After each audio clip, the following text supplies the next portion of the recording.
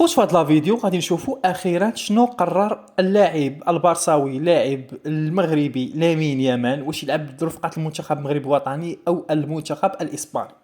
اذا حسب مصادر صحفيه مقربه قالت بانه كشف منير نصراوي والد الموهبه ديال موهبه برشلونه الصاعد لامين يامال ان الابن ديالو لم يقرر اي شيء بعد. وقال نصراوي في تسجيل صوتي متداول على موقع التواصل الاجتماعي ان الابن ديالو لامين يامال مازال ما قررش بعد واش غيحمل قميص ديال المنتخب الاسباني او المنتخب المغربي.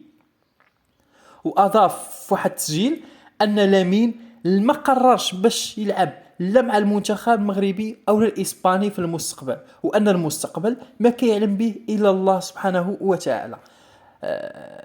لقد تدرب كيزاد بابا قال بانه تدرب لسنوات طويله باش يوصل لهذا المستوى اللي وصل ليه دابا، وان اللعب مع المنتخب المغربي غيكون هو الاب ديالو او الاب ديالو غيكون اكثر فخرا. وإلا ما اختارش انه يلعب مع المنتخب واختار انه يلعب مع منتخب اخر الاسباني فايضا غيكون فخور بالابن ديالو لهذا الشيء اللي وصل ليه.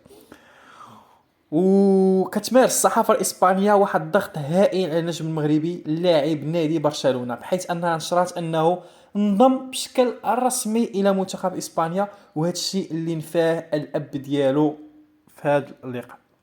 بخصوص الاستدعاء ديال لامين يامال المنتخب المغربي الوطني في التشكيله اللي عاد اعلن عليها الناخب الوطني والد الركراكي، فوالد الركراكي قال بالحرف انه ديجا هضر مع لامين يامال هذه قبل سنه وشرح ليه المشروع الكروي ديال المنتخب المغربي، وقال له بانه الا بغيتي تلتحق بالمعسكر فالباب مفتوح انك تجي تلعب مع المنتخب الوطني، وخلى له الاختيار وما بغاش يمارس عليه ضغوطات كثيره وخلى له الاختيار. وقال والد الركراكي ان باب مفتوح ديال المنتخب الوطني اللاعب لامين يامال في اي وقت بغى يجي المنتخب المغربي الوطني.